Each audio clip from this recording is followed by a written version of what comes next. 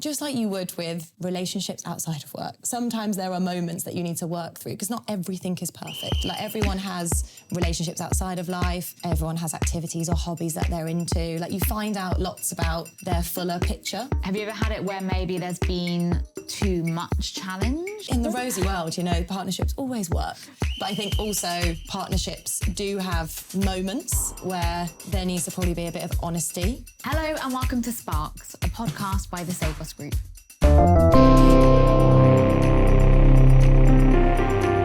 I'm your host, Millie Gladstone, one of our senior L&D consultants based here in our London office in the UK. Today, we're exploring how to transform client relationships from being kind of one-off, transactional, and how we can evolve them into being long-term partnerships. And to do that, I have got my colleague, Emily Link, in the studio with me today, who's one of our directors here. Hi, Em. Hey, Mills. Lovely to be here. Oh, thank you for coming along. So I think we often get caught up during the sales cycle in the excitement of a new project, maybe a new logo or a new client. But actually, you've been somebody who's got a really great track record of building long-term partnerships. And you really advocate for that as well within our business. So tell us a bit about your kind of stance, your approach to long-term relationships. Long-term relationships. That is very kind, first of all. With clients, yeah. Make sure that is clear throughout the process. But yeah, that is incredibly kind. I suppose there have been lots of scenarios where maybe it hasn't translated into long-term partnerships, but to try and aim for that relationship, like you say, that is not just a one-off project, but that you're really starting to understand maybe an organisation, the person, connecting with them, and ultimately taking some of their challenges or their goals, because ultimately that's what they're trying to do within L&D or talent or people development, is they're trying to achieve something for a demographic or the organisation, trying to understand that and get to know them on a deeper level. I get a lot of enjoyment with connecting with people and hopefully not just achieving one thing, but it leading to more things and more opportunities to work with them, particularly if you like working with them, which can also be some of the joy. Yep, that also makes a huge difference, doesn't it? And a great point in there already about actually once you're kind of embedded in an organisation a bit more, when it's not just a one-off programme or project, actually being with a client a bit more long-term, you do just naturally get to know more about that business and that organisation and what makes them tick, and you build up so much more context that makes what we do as learning professionals a whole lot easier as well. Yeah. So how do you go about building those really strong client relationships? I don't know whether you can boil it down to like something.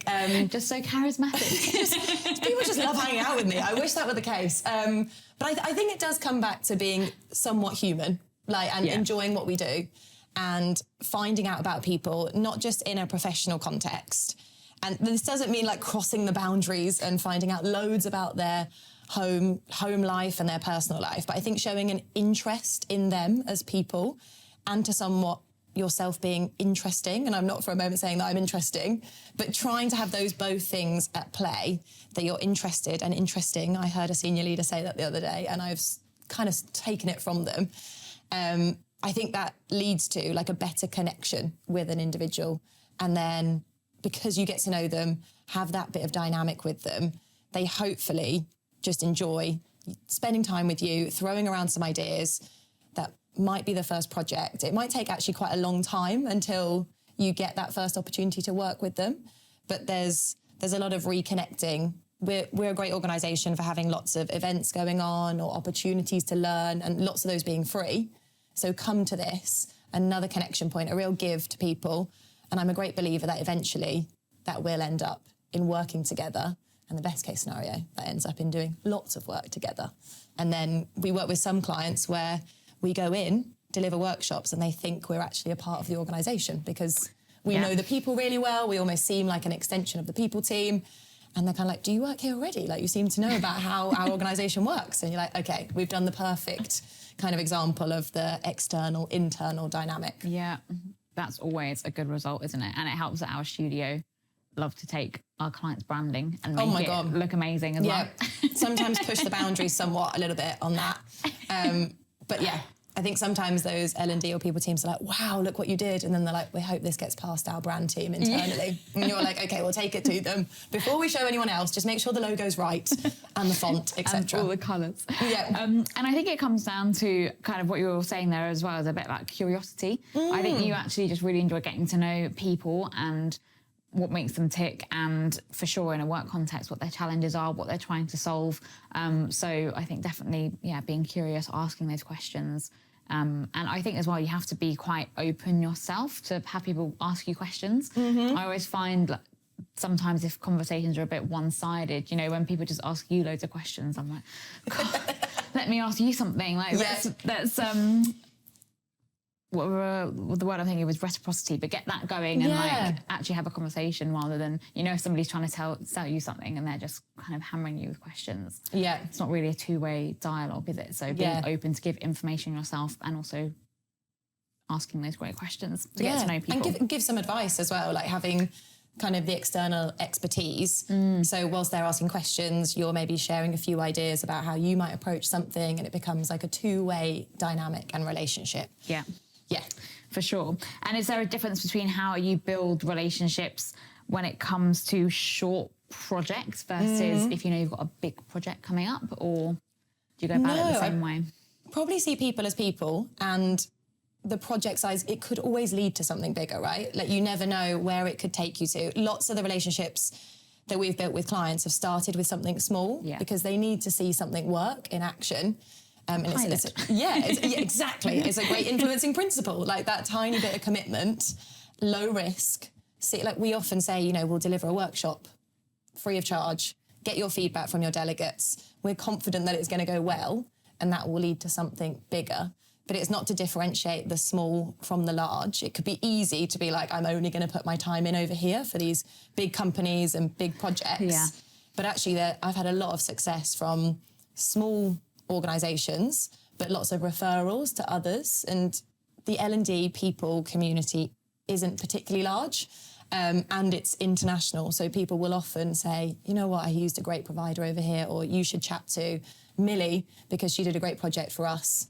Let me join the dots up for you. Like people want to refer people that have done a great job. So try not to differentiate between the two. You never know what it might snowball into. You never know. Never discount it. And is there a point where you realise that a client relationship is going to kind of be a bit more than that and it is going to turn into a partnership? And if so, what are the signs that you've noticed in your career? Yeah, good question. It all starts with often something small in a relationship. When it turns into a partnership, I think is when they're starting to think about other things that they could possibly involve you in or other people they could introduce you to. And they're almost looking for opportunities to chat to you about things or kind of spar with you over ideas and say, like, we're thinking of doing this. Can I pick your brains about it? Yeah. Or like, do you have 5 minutes in the day? Hopefully that's not something negative. We've all had those emails that you're like, oh, yeah, I do have 5 minutes. What's it about? But sometimes it can be, I just want to pick your brain about something. And I think that's where you're starting to edge into, oh, this is actually a partnership. They see us as people that could really support them with their goals and their challenges. And it might not lead to, here's a piece of work that we're going to do together, but it will eventually, because they're just wanting to spend time with you.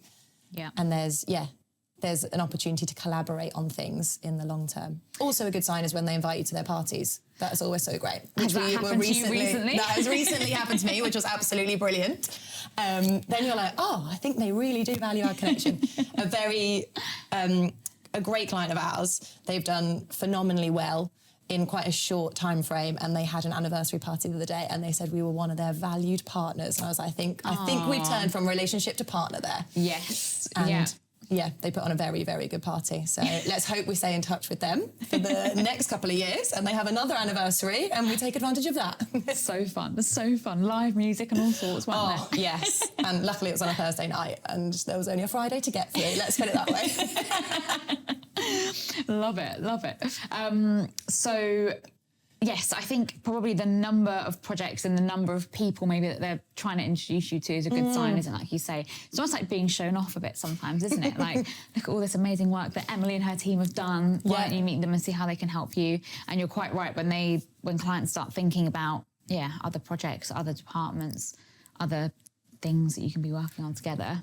Yeah. What a good sign that kind of you've delivered a really good job for them, and also that they're thinking about the future and thinking about what else you can help them out with. Yeah, and they'll actually seek those things for you and put you in touch with people, and you're like, thank you. Yeah. Yeah. So in the beginning, are there any things that you do to kind of build a really strong foundation with clients? Do really great work. Like I know you are a great believer in this, and I know you practice it. But it's so true. Like the credibility comes from not only people saying that you do great work, but at the very start delivering on that promise and continuing to deliver on it. I think the fact that we really care about what we deliver. Yes. And so if you're saying to them, we are going to do a great job, and then you do it, I think that will inevitably lead to them being really pleased and finding other opportunities to work with you on it, but also introducing you to other people. Because as Cody, our president in the US, said, shout out, Cody. He's been on the other side, so in the L&D role internally. Yes. And I was taken aback. Well, I didn't really appreciate that from his perspective internally. Like his biggest fear was he was going to introduce a partner in the L&D world, and whatever they delivered was going to go horribly wrong.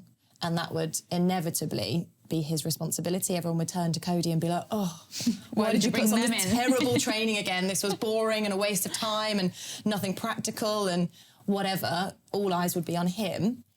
And so just taking and appreciating that viewpoint that if we do, on the flip side, if we do a really great job, then hopefully that L&D internal person is like, shining light on them to be like, wow, look at the partner you brought in, and they want to then introduce you to other people across the business who you might be able to help. So such an interesting perspective. It reminds me of like when you're at school. Did you ever get those like warnings from teachers that like when you're in the school uniform, you're representing not only yourselves but the entire school? It's a bit like that, isn't it? Of course, we're always thinking about how we're presenting as Say Gosh UK, but you're quite right. We're also representing our stakeholders and the people that work in the L&D team or the talent team or whatever it might be, because we're kind of their face in that workshop or whatever it might be to the rest of the business. Yeah, and that's when I think it is a real partnership as well, when you're working on it. Say they want you to deliver something for them and they collaborate with you on it, and a real partnership is like they really also want you to succeed. Like, so they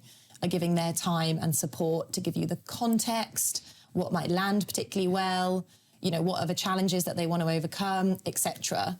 And they're kind of sitting at the back of the classroom, whether that's virtual or in person, or whatever you're delivering, to be like, come on, like, get this right. Like they will celebrate with you.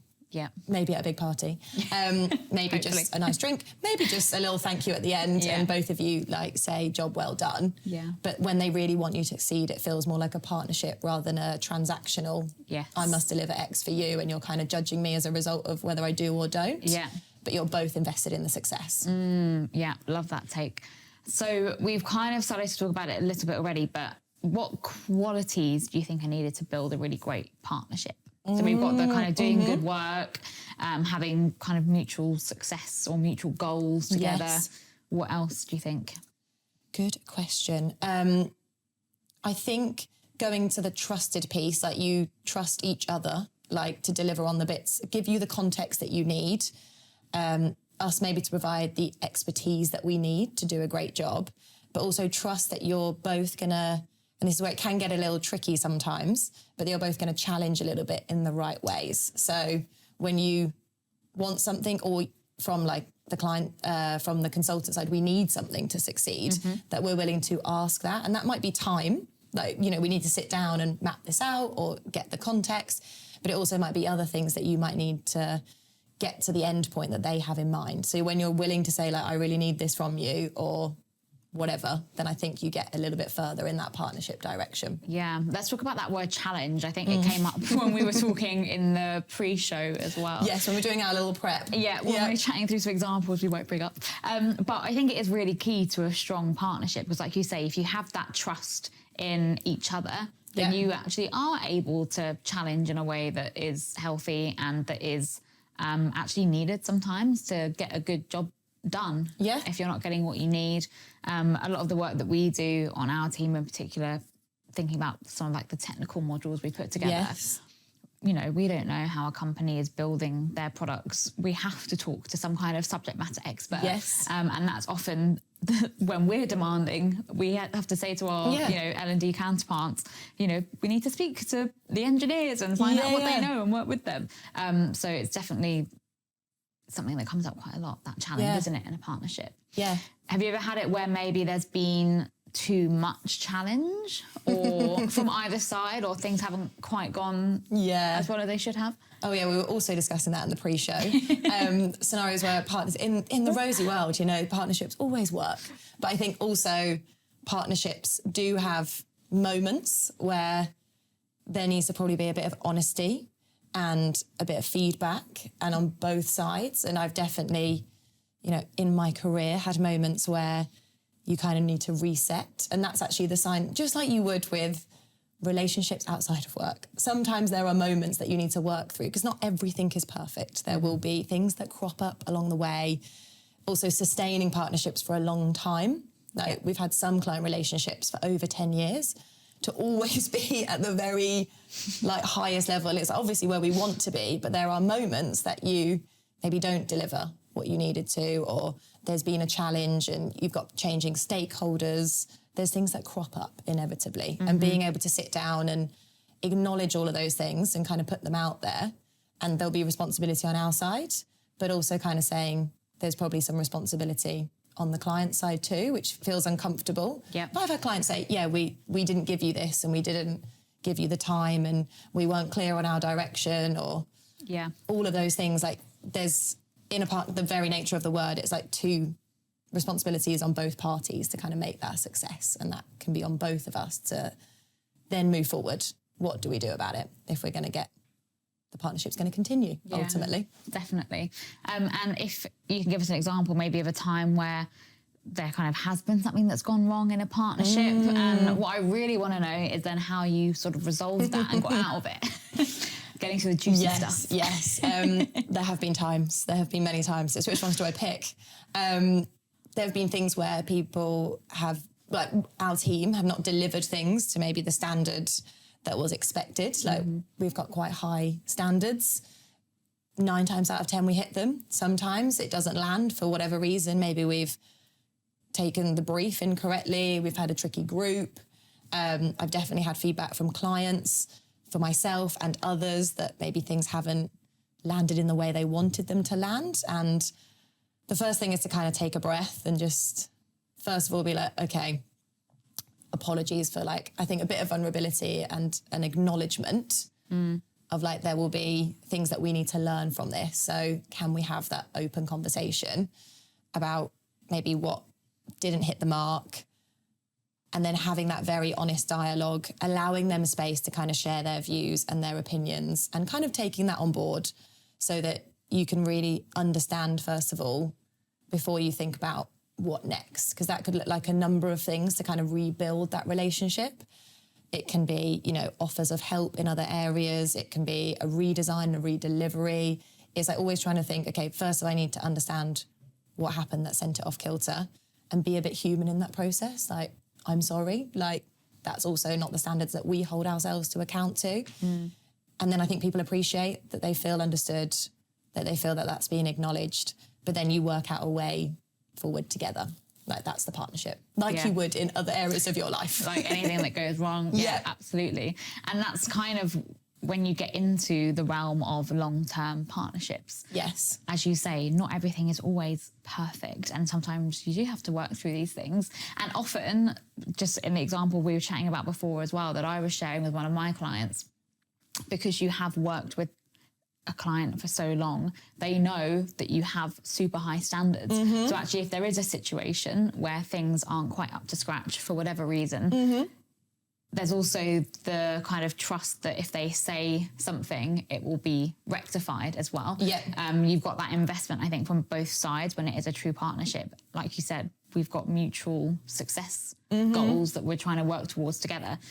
So I think sometimes if it's a newer partnership or a newer relationship, some clients might just, kind of not say anything, but then never re-engage for another project. Whereas the ones you've been working with long term feel comfortable enough to say, actually, we know what quality of work you can do. This wasn't quite up to it. Why not? Let's resolve it. And like you say, have that moment of reset and then get on with the project and do it. And I think that's what sometimes makes us slightly different from other organisations, is that our clients really appreciate that they can have that honest conversation with us, that it's not transactional, that it is we're all people, and lots of us are very client facing, and there's a deeper relationship with our clients, which is a great place for all of this to start from. That they feel like they can, first of all, tell us when they're not happy. Because one form of feedback is just to never work with us again. And be like, okay, cool, see you then. Like, and you don't gain anything from that because you don't understand at all maybe where you went wrong. You probably have an inkling, and everyone has the gut feeling of like, I probably know what it is. But the fact that they can feel like they can tell us almost immediately. I have clients that WhatsApp me and, it's like, okay, cool. And then there's not many things like picking up the phone to someone can't solve, like a good chat to talk it through. And then I think if you can do that, actually makes a really strong foundation for the partnership in general. Like, I actually don't think your partnership is very strong if you have never had any of those moments. So because true. you can't, neither party are probably being truly honest about how it's going, like particularly long-term partnerships. Whereas we've had our clients that are long-standing being like, you know what, like this year, this didn't like land particularly well. And it's, okay, great, now we know that. How do we resolve that going forward? So what can we change? Absolutely. Stronger bedrock for the future. And you're so right. It would be weird if there was no moment of conflict. I think conflict as well is often seen as a bad thing, but it's actually not, because that's often the thing that will then make us create something better. Like you say, this didn't land this year. Fine, let's make something better next year and make sure that it does land for the next cohort. And I think we're quite lucky in the work that we do, in that we actually often can fix the problems. It's not like we're selling a product or, that you maybe give a great sales pitch and then it doesn't deliver what it needs to, but there's no fix because the product is what it is, because of how we make sure, or how we build everything pretty much bespoke, or things can be customised and changed very easily. So I think we're also quite fortunate that that's how we work. For sure. Cool. So are there any sort of signs of a true partnership emerging? So I know you've mentioned there maybe that your clients WhatsApp you or just pick up the phone. Have you got any other like success milestones? When they invite you to their parties, that's also a very good sign. The referrals piece of this is another one. Yes. Other signs of a good partnership.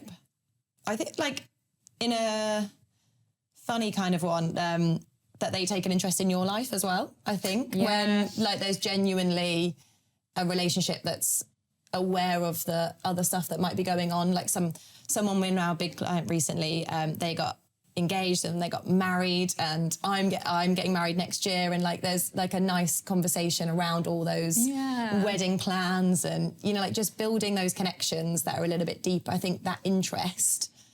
And what also, like, I suppose, wanting you to be involved in their projects, like, which is also sometimes a curse because there's only so many things you can be involved in.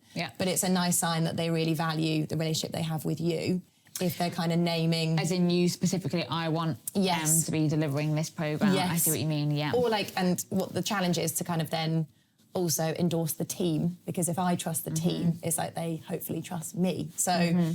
And they trust our organisation to do a great job. So I think that's a good sign that they're kind of invested in you and what you can do to help them. Yeah, definitely. And actually having that trust in you, that you've got a brilliant team behind you, that if you can't be at a workshop or whatever it might be, that somebody else will step in and run with it.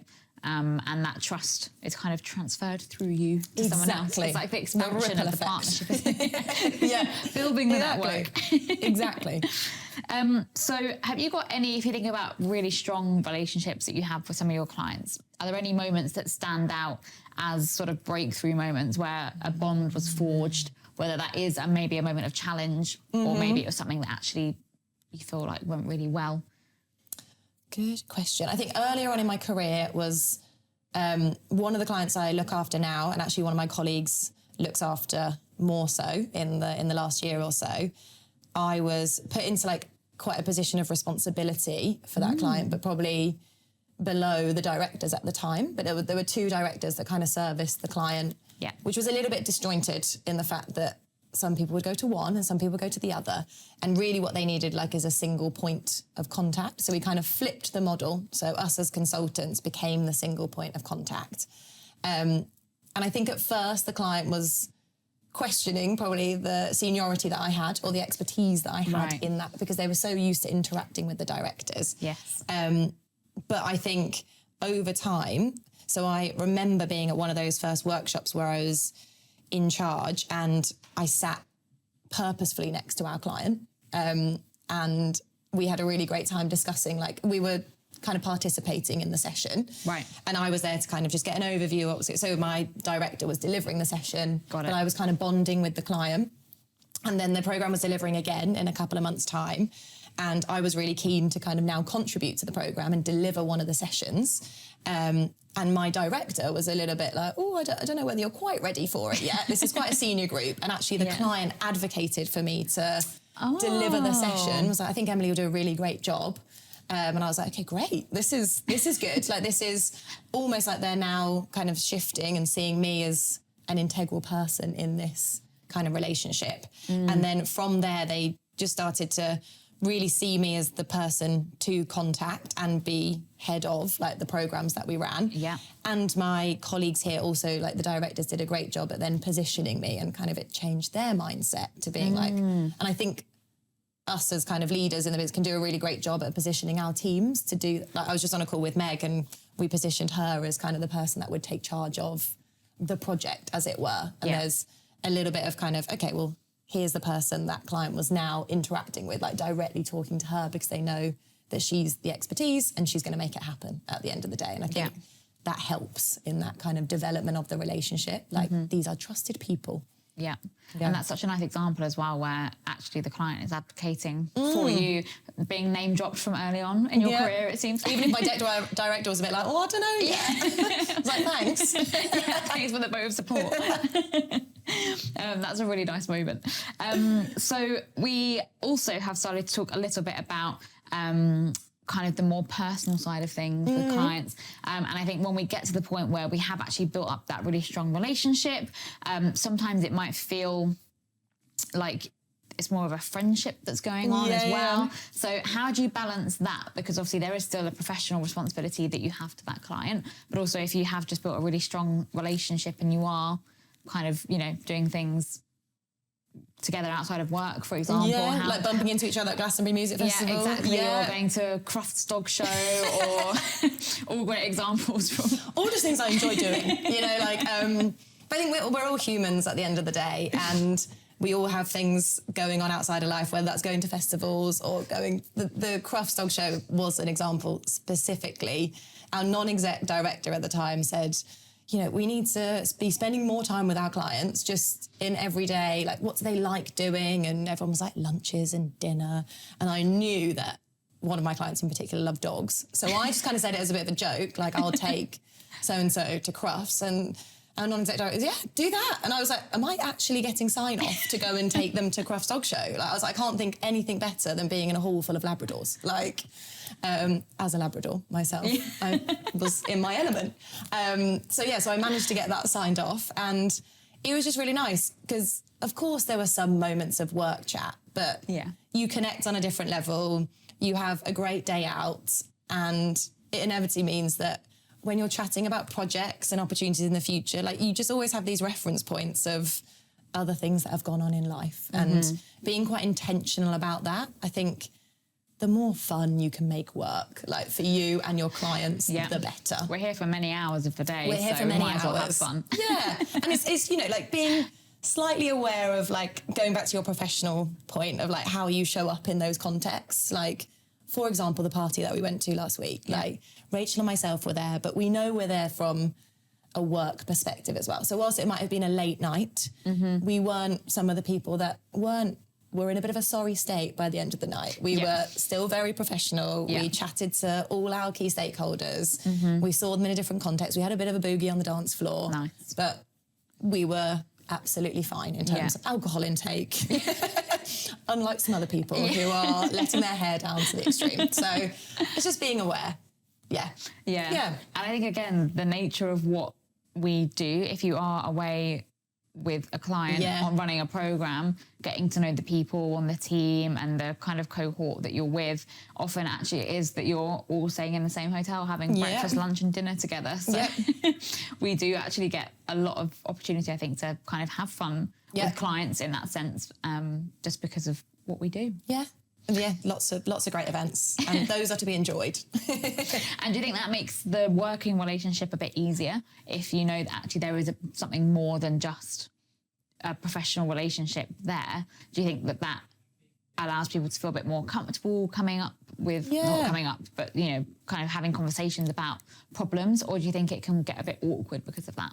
No, I think the former. I think often in those settings, people drop their guard a little bit in a nice way. Like you're not talking about the big strategic project that they're about to do when you're having a drink at a conference or whatever, or you're walking around a hall full of Labradors.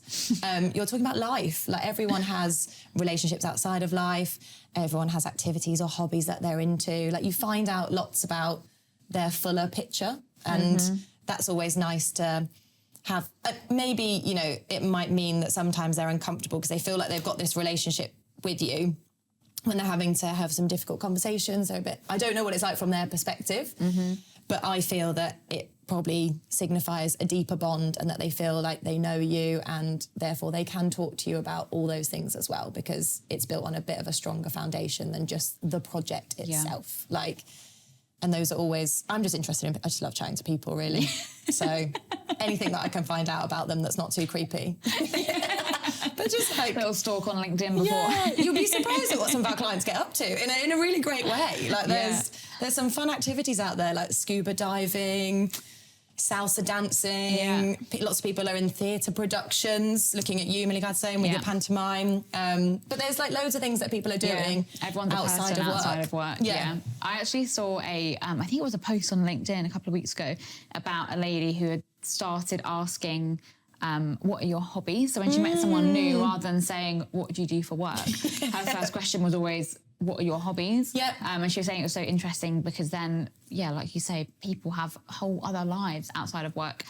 So she got to know them on a much deeper level, got to find out about some new hobbies, some things that she was like, had never heard of. Can't remember any examples off the top of my head, but there were some like strange things going on, like paragliding or something, you know. Nice. And it just kind of gets the relationship off to a slightly different foot as well, doesn't it? Because you're getting to know the person rather than the kind of person filling the job role. Yes. And I've also been given the advice before that when doing an introduction, say like at a programme or kicking off a workshop, of course there's your very credible introduction about the clients you've worked with, the topics, etc., maybe some of your qualifications. But if you can give some sort of insight into what you do outside of work, here's my segue into football.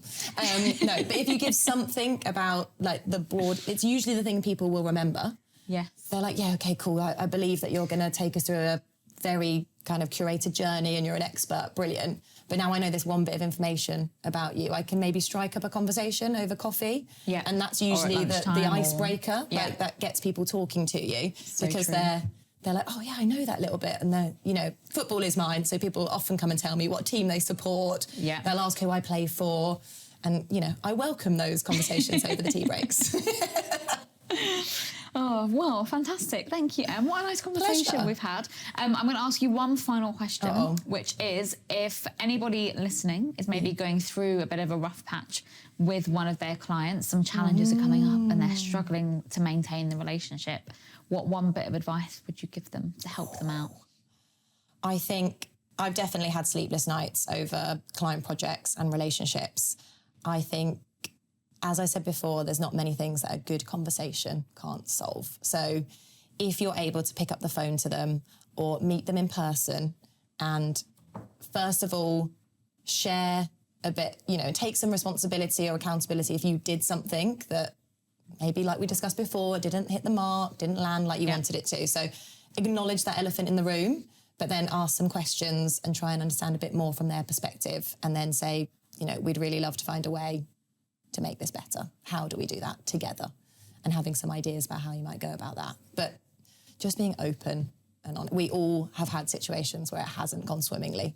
Yeah. it's normal. And the more you avoid it, the worse it will be. So true. step into it, pick up the phone. Yeah, lean into it, have the conversation. Yeah, you'll feel better for it at least. And you'll probably come out with a bond that's a little bit stronger as well. Exactly. So I'll be like, thank God, like someone said something. Yeah. And now we can move on with it rather than it festering in the background and people just being like, oh, that was annoying and I never want to speak to them ever again. So pick up the phone. Pick up the phone. Well, thank you so much for coming into the studio today and chatting with me. Great to be here. And if you have enjoyed this episode, then please do make sure that you like, you comment and you subscribe, and we will see you next time.